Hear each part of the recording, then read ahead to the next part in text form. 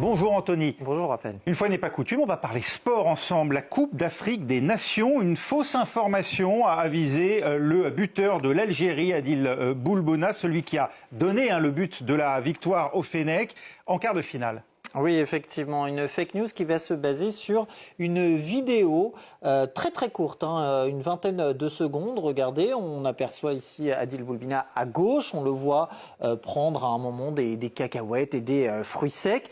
Et ce geste, il va être très rapidement assimilé à du vol. À en croire certaines légendes, vol au buffet de l'hôtel Marriott, c'est là où séjournent les Fennecs. La vidéo que je viens de vous montrer a été visionnée quasiment 1 million de fois et elle va être extrêmement relayée. Elle va aussi donner lieu à des commentaires racistes comme celui-ci, par exemple. Les voleurs de moutons font plein de cacahuètes avant de rentrer bientôt en Algérie. Et pourtant, cette scène n'a rien d'un larcin. D'abord, elle ne se déroule pas à l'hôtel Marriott, mais à quelques kilomètres d'ici. L'hôtel Marriott, c'est ici à Rabat, mais à quelques kilomètres, en l'occurrence ici à l'Académie Mohamed VI.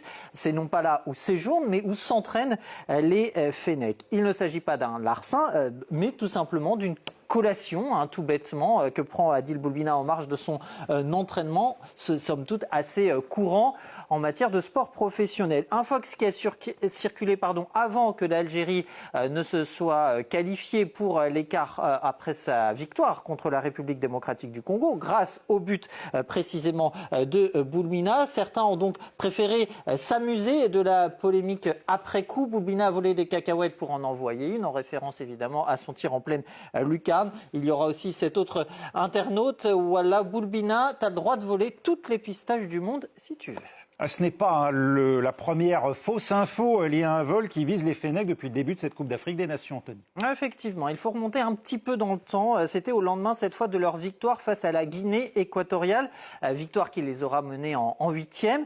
L'affaire, si on peut dire, va commencer avec une vidéo, des images et des vidéos plus précisément, et notamment celle-ci, des vidéos floues, vous en conviendrez, semble-t-il de télésurveillance, qui auront été vues plusieurs centaines de milliers de fois, là encore, des images assez floues, je le disais, sans qu'on sache réellement ce qui s'y passe. On voit en arrière-plan un dialogue entre deux hommes. Il est question d'un ballon, mais en tout cas, ces images, si floues soient-elles, ce sont celles-ci qui vont servir à accuser l'Algérie d'avoir dérobé via l'un de ses cadres techniques plusieurs ballons appartenant aux organisateurs de la compétition, donc de la CAF, la Confédération africaine de football, sauf que d'une part, la personne filmée n'est en rien un cadre technique et n'appartient en aucun cas à la délégation algérienne, et puis ce qui semble être l'histoire, c'est tout simplement qu'il y a bien eu des ballons de la CAF